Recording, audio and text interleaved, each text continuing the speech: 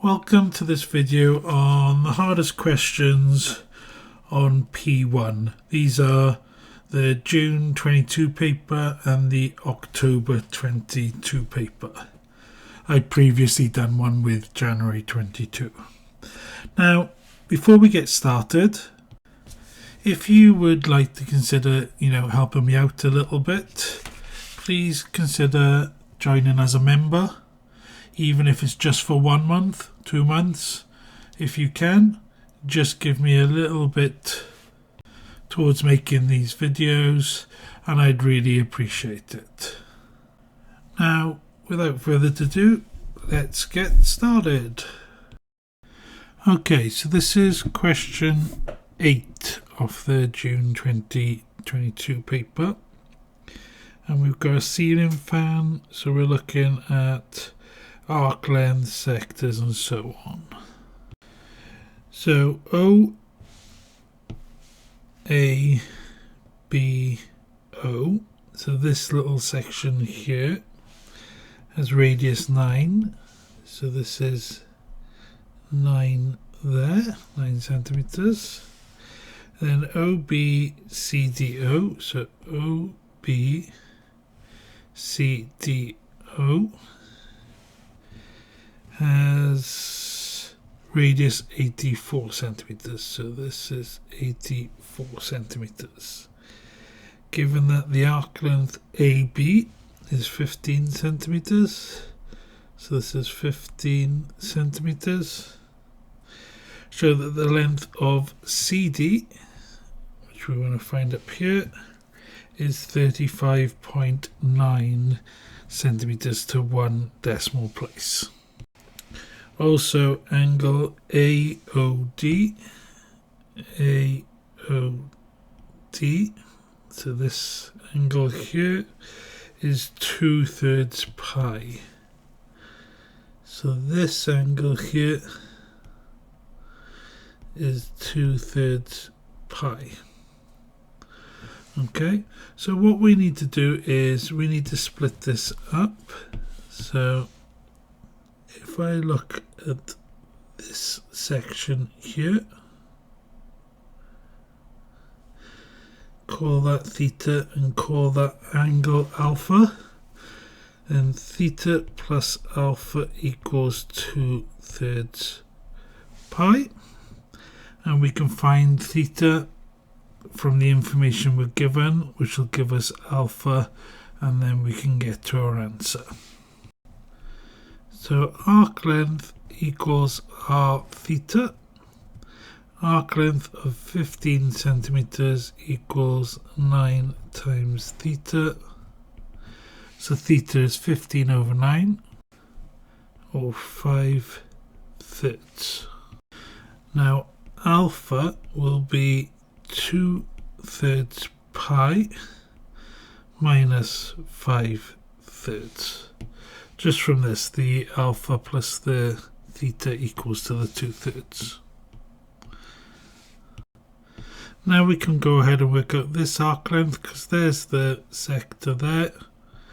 So we've got our arc length L is equal to 84 times 2/3 pi minus 5/3.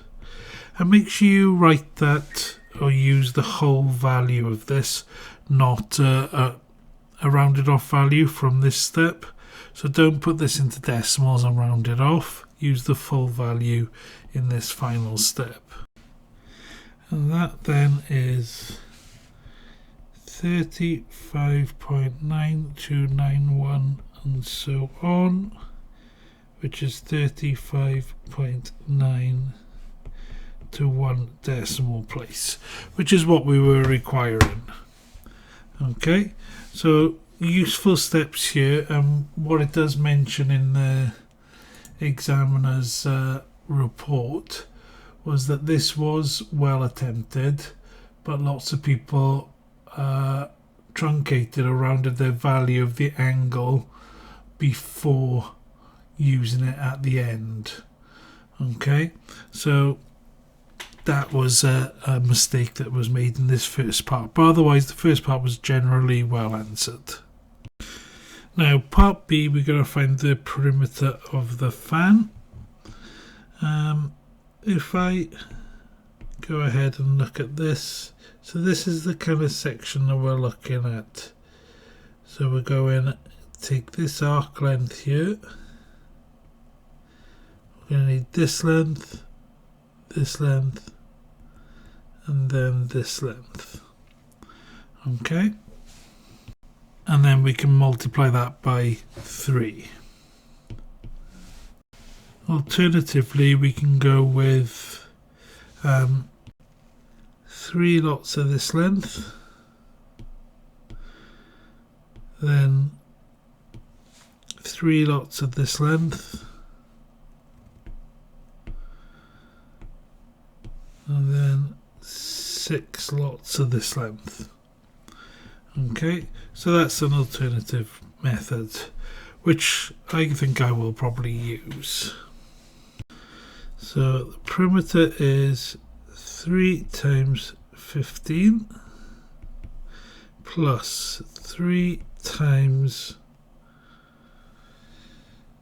now what's L, 35.9 plus 6 times 84 minus 9.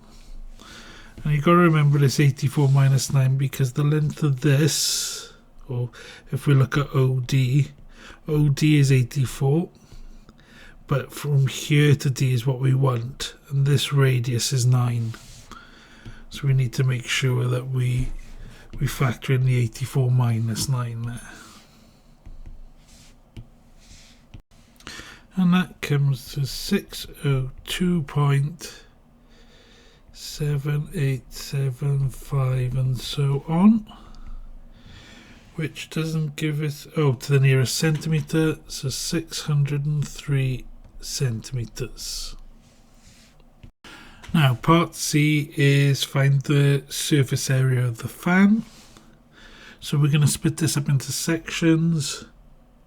So take this line down here, then I've got this area here which I'm shading in red, and then this area here which I'm shading in green.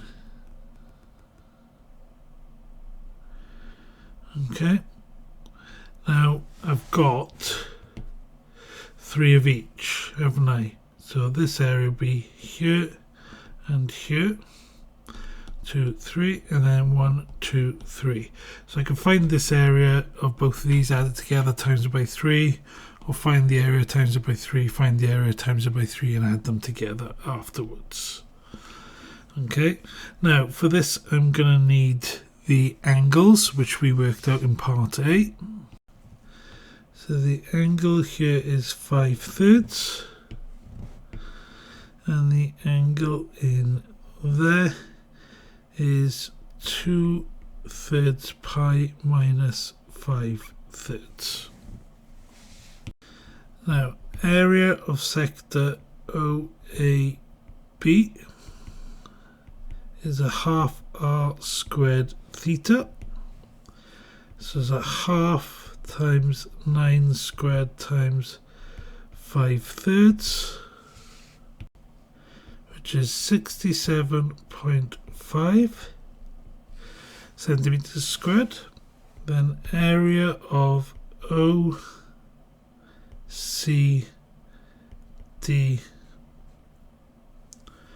Okay, OCD, and back to O really, I suppose. That should be back to O. That's half. Now r squared theta. Now r squared in this case is the full 84, because we're going from O all the way to the end and we're going all the way back down. And the theta is my 2/3 pi minus 5/3. which is 1509.0259. Does go on a little bit, that one, but we'll keep the full answer in our calculator. So adding those together and then timesing them by 3. So the total area is 3 times 67.5 plus 1509.03. Of course, I'll use the full value in my calculator, so I'll add 67.5 to that answer I just found, multiply it by 3, and then I get 4729.57764, and it's the 3 significant figures, so 4730, and it's centimeters squared. Okay, all in all, it wasn't too difficult a question. You just had to break it down into its parts. Okay, question 9 on the paper. This one was one of the ones that only the very best and most able candidates were able to access all parts. Part A, fully correct solutions were rare. Part B,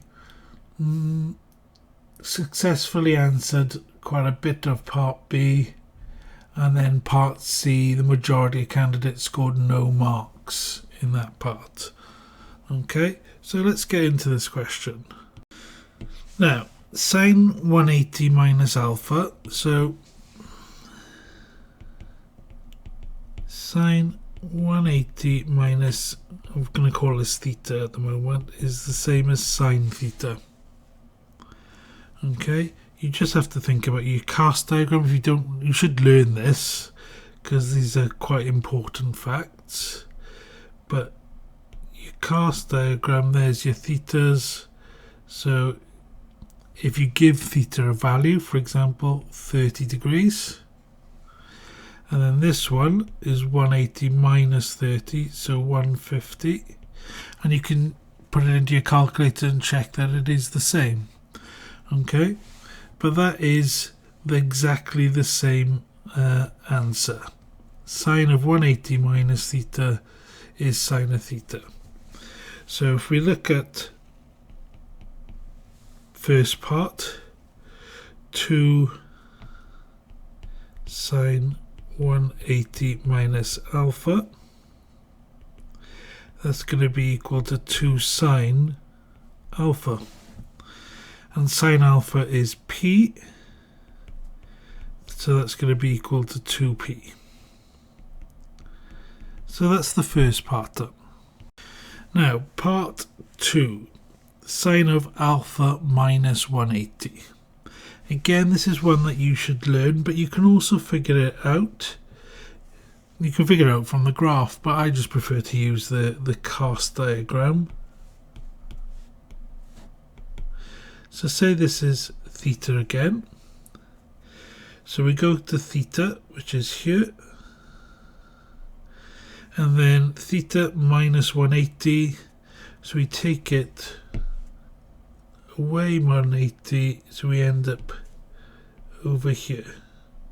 The angle is the same size, but now sine is negative. Okay. So sine now in this case negative. So basically sine of alpha minus 180 is minus sine of alpha, which is minus p. So like I'm saying now, these kind of things, they're quite common. They're ones that you should learn, but if you don't learn them, you can, provided you're competent with the cast diagram, you can work them out. And then part 3 is 3 plus sine of 180 plus alpha. So again, if I go to the cast diagram,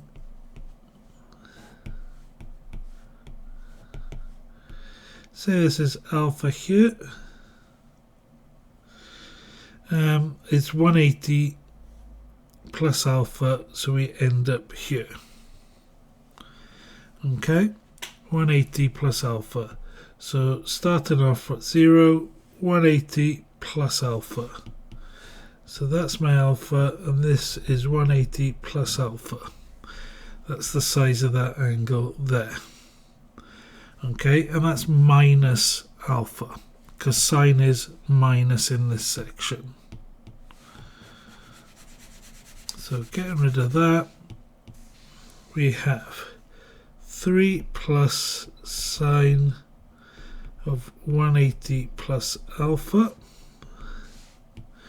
and that equals 3 minus the sine of alpha, which is 3 minus p.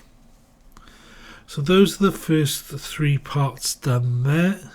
The ones that, these kind of things with the 180 plus and the 180 minus and so on, they're ones that you should learn. But if you don't learn them and you just learn the cast diagram, because it's easier than drawing out like the sine graph here, although you can use this sine graph to work it out. Okay, you can use the sine graph, but I find the cast diagram so much easier. Okay, part B now, we're going to draw a sketch. This a lot of people did get right, sine of 2x. So the sine of 2x basically means instead of one complete graph between 0 and 360, which we have here, we'd have 2 complete graphs. So it's going to go up to the same height and bottom, but I'll have 2 complete graphs going this way and 2 complete graphs going this way. So with my pencil, I'll probably mark halfway there and halfway there, and then I want to go in the middle of that halfway to mark there, and in the middle of the next one to mark there, and in the middle and the middle. So what I've done is I've gone in between, halfway in between these two for the halfway mark, and then halfway in between these two for the peak, and halfway in between these two for the trough. Now I can go ahead and join them.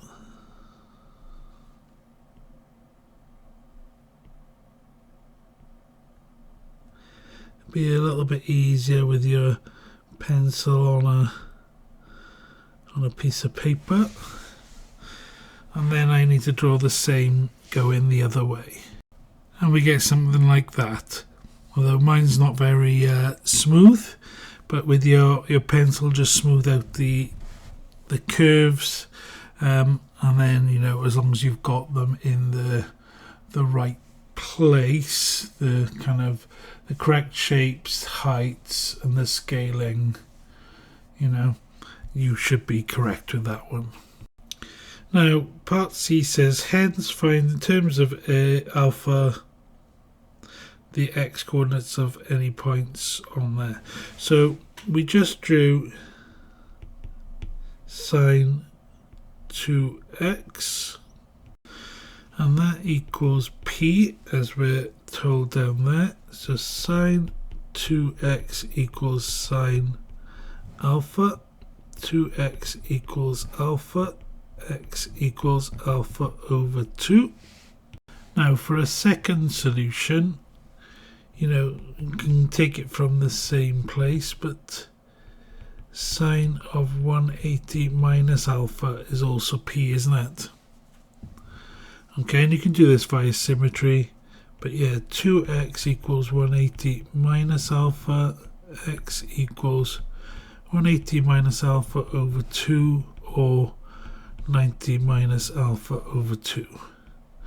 So there's 2 solutions, and these 2 are between the 0 and 180. There are obviously other solutions outside of that, but these are the two that come in between the 0 and 180. Okay, and I did it just using, that's the equivalent of sine alpha, or P in this case, and then it's just straight down.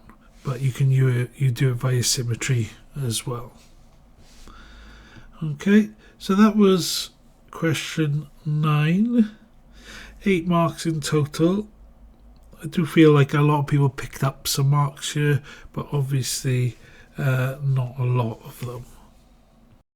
And the final question in this paper. Now, part A, most candidates did differentiate that successfully. Then generally began part B, but of those people who didn't get to the equation in part B, then just abandoned the question, didn't finish any more. But obviously if you can't do part B, you're given the equation here, so you can go on to part C, okay, with this equation. So that's one thing just to take note. Don't always abandon a question if you can't do a part, especially when it gives you what you're trying to do, because then that can be used in the remaining part of the question. Anyway, let's get stuck into this one. So find dy by dx. So 3 times 2 over 7 x squared plus 2 times 1 over 7 x minus 5 over 2, and the k will disappear. So that's 6 over 7x squared plus 2 over 7x minus 5 over 2. So L, this line here, is the normal to C at the point A. And A has x coordinates minus 7 over 2. So dy by dx, now if I substitute minus 7 over 2 in, 7 over 2 squared plus 2 sevenths minus 7 over 2 minus 5 over 2. Let me work that out, and that gives me 7. So that's the gradient of the normal. Sorry, that's the gradient of the tangent to that point, but this is the normal. So normal gradient is minus 1/7. So gradient of L equals minus 1/7. Now at B, L is a tangent.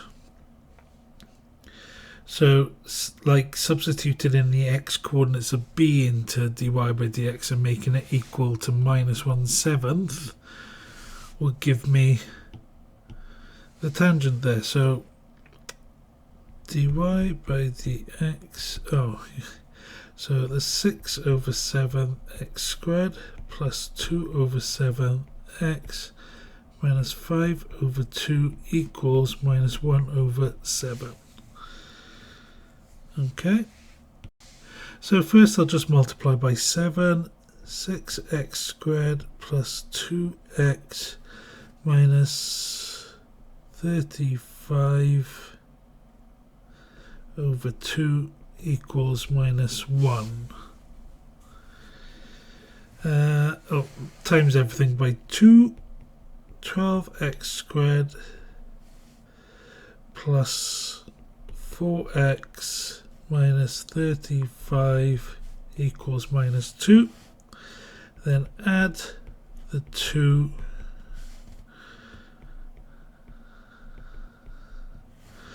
and there we have it, the equation that we were seeking.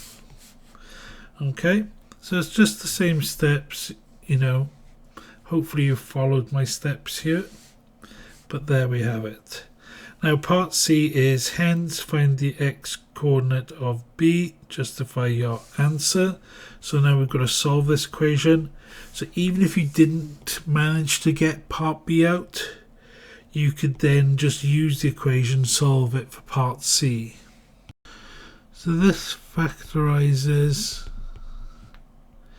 2x, 6x, 3 and 11, and this is plus and this is minus, is it? 22 minus 18 plus 4, yeah. So x equals 3 over 2, or x equals minus 11 over 6. Now we've also got to justify our answer. So x equals 3 over 2 as B is in the fourth quadrant, or as B is clearly positive on the graph, but essentially B is here to the right of 0, so you just want to say something like that to justify your answer for choosing 3 over 2. Now part D gives us the y-intercept of L is minus 1, so here is minus 1. Now this is going to give us that point, that equation of L. So L is minus 1/7 x minus 1. And then what we can do is we can find out the coordinates of A, we can find out the coordinates of B, we can use them to find out K then on the curve C. So at A, the x coordinate was minus 7 over 2. So y equals minus 1/7 times minus 7 over 2 minus 1. That gives me minus a half. So A is minus 7 over 2 comma minus 1/2. We don't need to work out B, we just need one coordinate substituted into the equation. So y equals 2/7 x cubed plus 1/7 x squared minus 5 over 2x plus k. And y is minus a half and x is minus 7 over 2.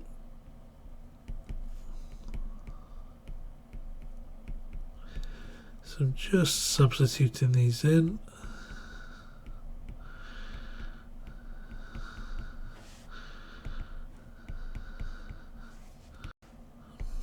Seven over 4 plus k.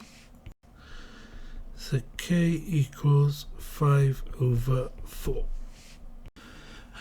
Again, I don't think this question was particularly hard, but obviously in the exam, getting to the end question, you know, you've been in the exam well over an hour at this point, probably running out of time, the pressure's against you. I can see why, you know, some people would make mistakes here. But, you know, simple, easy marks like question C, just solve that equation. You know, those were marks that anyone could have picked up there. Okay, so if you're running out of time, obviously the pressure's against you, but you've got to try and stay calm, because if you lose your composure, then you're going to get yourself stressed, not be able to think, and then not be able to gain any more marks. And the last, few minutes of the exam, the last point of the exam, there's still potential marks that you can gain. Okay, so that's the June 22 papers. Let's look at the ones from October 22. I think there were 4 questions there. So in this paper, 4A, 6B, 9C were all very badly answered. 7 was the hardest question of all in terms of how the candidates answered. We're going to start off with question 4 here, and this is becoming quite a common one now. So this sentence, or a couple of sentences at the top. In this question, you must show detailed reasoning. Solutions relying on calculator technology are not acceptable. It's basically a non-calculator question. Okay, obviously you've got your calculator, you can use it there to assist you, but you've got to think of it as a non-calculator question. Therefore, you have to show all of your working out. So if we look at part A, we've got f of x equals x squared brackets 2x plus 1 minus 15x. And it says solve for when f of x equals 0. So x squared 2x plus 1 minus 15x equals 0. Expand my brackets there. Now, you don't have to fully expand, but I will expand just to demonstrate. Plus x squared minus 15x equals 0. Okay, so you can see there's x in everything. So take an x outside, we get 2x squared plus x minus 15 equals 0. So now what I've got to do is I've got to factorize this part. So I've got x, and then into 2 brackets, it's going to be a 2x and an x. And I've got 1, 15, 3, and 5. Okay, it's obviously going to be the 3 and the 5. 2 3s are 6. 6 minus 5 is 1. So it's going to be 3 and 5, and this is going to be plus to give me the 6x, and this will be minus to give me the minus 5. Okay, I've done that quite quickly. There are videos of me showing you how to factorize these. If you're still unsure, go and check them out. But now my solutions are x equals 0, 2x minus 5 equals 0, x plus 3 equals 0. So this is x equals 5 over 2, x equals minus 3, x equals 0. So those are my 3 solutions. Now, the examiner also noted that in some cases it's obvious of people working backwards, so finding the roots in their calculator and working backwards and things not matching up. So this is how you do it. Treat it like a non-calculator question and check your answers out, afterwards. Use your calculator to double check. Now, part B, you can see here that this matches up with this.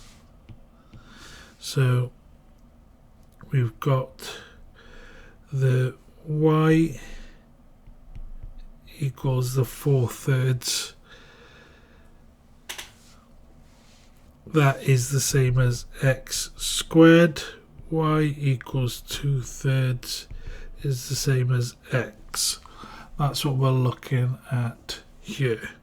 Okay, so when I'm doing my solutions, I've got x equals 0, x equals 5 over 2, and x equals minus 3.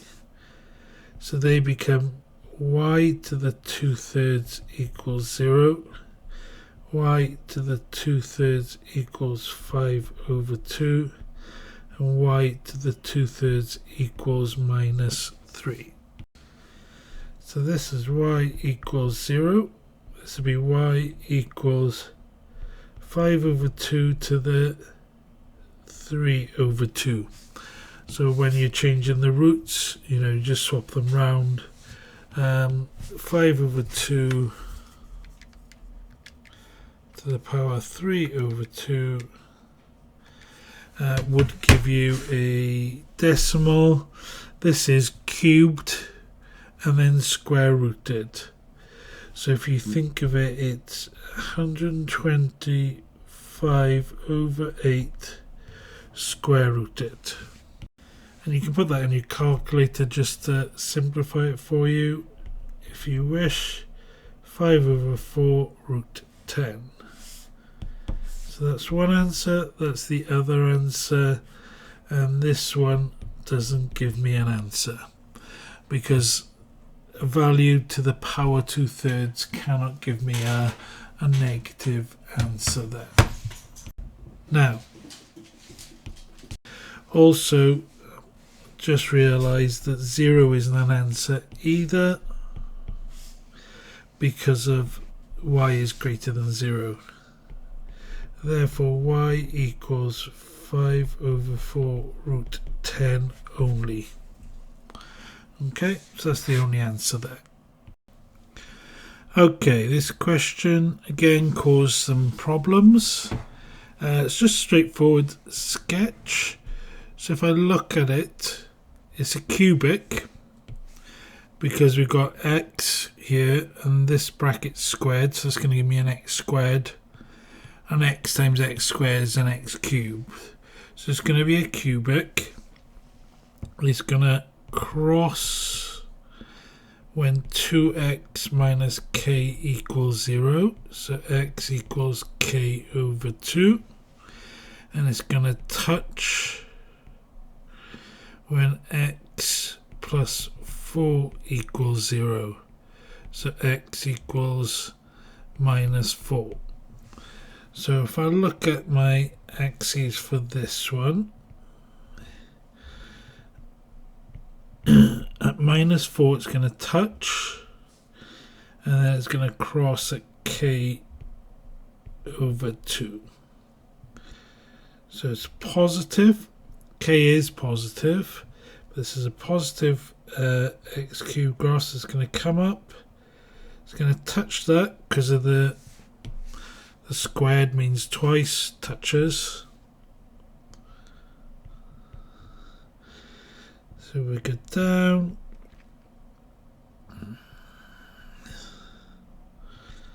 and then we go up like that, and then this point is going to be 4 squared 16 times by minus k, so minus 16k. Okay, you can put them as coordinates, but they should be fine as just the values on the axes. The second one, k over x squared. Again, set of axes. Now this is like a reciprocal graph, but both are going to be positive.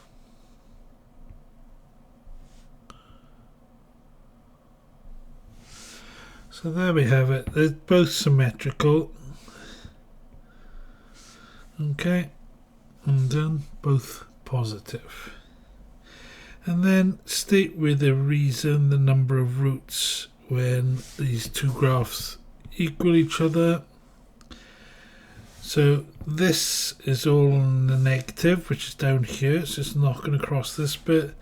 This one line here is going to come up here, it's going to cross once. So part B is 1 root because the graphs intersect each other once.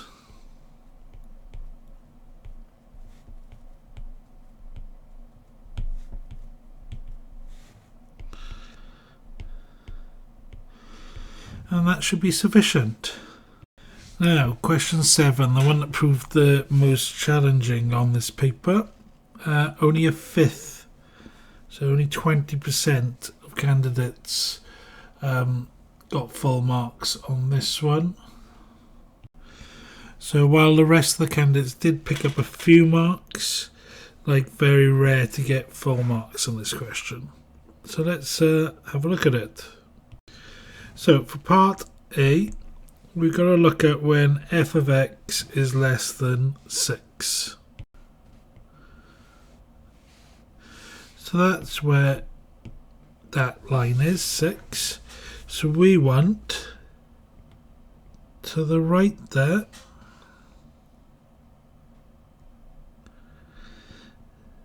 this region in there, and to the left there. So we want x is less than -4. X is between -1 and 2, and x is greater than 3. I don't think that was particularly challenging. I don't understand how so few people could get this right. Okay, but we want below the line, so it's to the right, below the line, so it's in between the two x values here, and below the line, so it'll be everything to the left. Now, for part B, state the largest solution for f of 2x equals 6. So when you look at f of x equaling 6, x could be -4, -1, 2, and 3. Okay, and the largest of those values is the 3. But for f of 2x equals 6, again, you know, thinking of it in terms of these, it's still -4, -1, 2, and 3. So the 2x equals 3 this time, so x equals 1.5. Okay, so that's what we're looking at.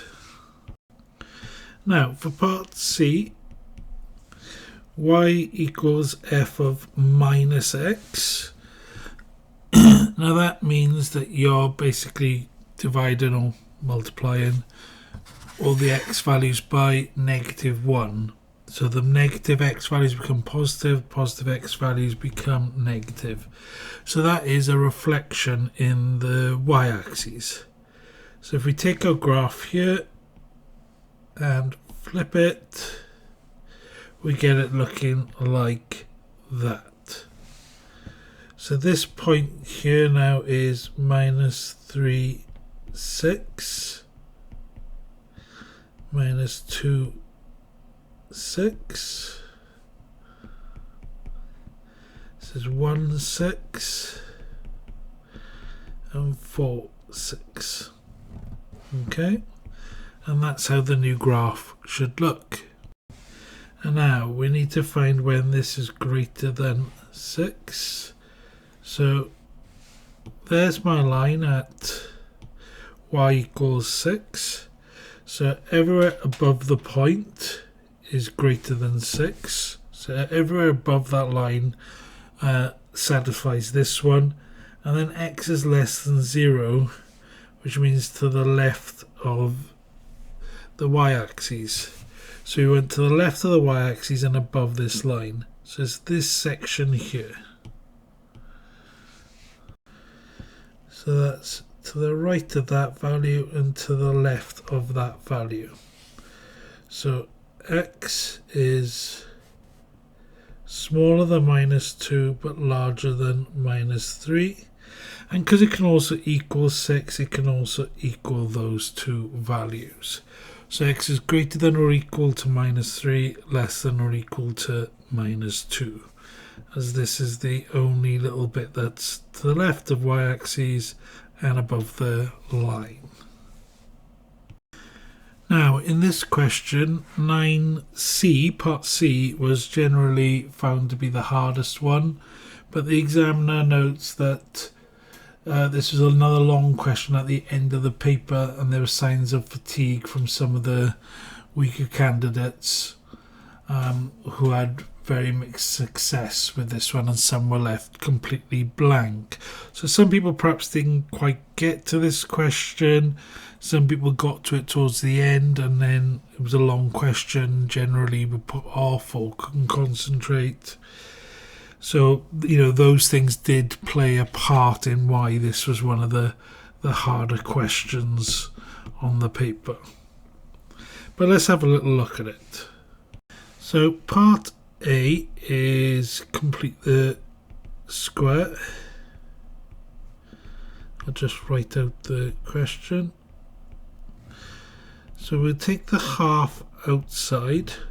That leaves me with x squared minus 20x plus 22. So I'll keep the 22 outside the brackets, and taking the half out, when I multiply back through, that's a half x squared, which is what we had, and a half times minus 20x is minus 10x. So that's what we've got now. Now, the inside these square brackets is where I'm going to complete the square. So everything else stays the same.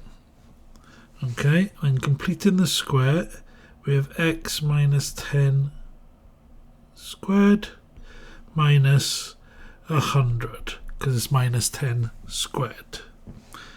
Okay, now what I need to do is multiply back through by the half. So it's half x minus 10 squared minus 50 plus 22, a half x minus 10 squared, and now minus 50 plus 22 is minus 28. So that is my A is a half, my B is minus 10, and my C is minus 28. Setting these types of questions out like this, and then just focusing on just inside the square brackets, will help you eliminate mistakes made by skipping that step and trying to be a little bit quicker. So unless you know you're really good with these, it's always safer to take the larger squared brackets out first. Okay, so part B. M is the minimum turning point. Deduce the coordinates of M. So the smallest value is going to be when this bracket equals 0, because this bracket's always positive, isn't it? It's always going to return wherever value of x I put in, it'll return a positive value minus 28. So they're all going to be bigger than that 28. But when this bracket is 0, then minus 28 is the smallest value. So when x equals 10, that bracket is 0, y is minus 28. So the coordinates is minus 10 as 10 minus 28. So that's 10 minus 28. So part C, L is the normal, and it has this equation, y equals k minus 1/8 x. So gradient of tangent is going to be 8. So dy by dx of the curve is going to be 2 times a half x minus 10, or x minus 10. Now that's going to equal 8. So x equals 18. So at px equals 18, then substituting it into my y, so that's a half times 18 squared minus 10 times 18 plus 22. Sorry, my writing's so bad today. That's 4. I had an operation a couple of days ago, so I'm not quite myself. Anyway, so P is 18,4. And then sticking this into y equals k minus 1/8 x. So that's 4 equals k minus 1/8 times 18. And rearranging that, we get k is 25/4. So that's A, B and C. Now D was on the next page. So the final step is to show the inequalities that describe the region R. So the first thing, we've got our curve. Here's our curve, and the shaded region is above our curve. There's no dashed line, so we're going to assume everything's like a greater than or equal to in this case, or less than or equal to. So this is y greater than or equal to 1/2 x squared minus 10x plus 22, as it's above that line. Next, it's below this line, which is here. So y is less than or equal to 25/4 minus 1/8 x. So it's above the curve, below the line, and then it's left of M, which is this coordinate. So that is x is greater than or equal to 10. And then these three inequalities will describe that. So above the curve, below the line. Above the curve gives you all this, below the line then gives you this, and then to the right of 10 gives you this. And that's it. Question 9 done. But like at the end of the paper, when you almost an hour and a half in, I can see this being, you know, one that could trick a few people because of your kind of tiredness and stuff at that point. And that brings us to the end of this video. If you haven't already done so, please hit that subscribe button. If you enjoyed this video, hit the like. Any questions, comment down below. And if you like my content and wish to help me out, please consider joining as a member, if even just for 1 month. Every little bit helps. See you in the next one.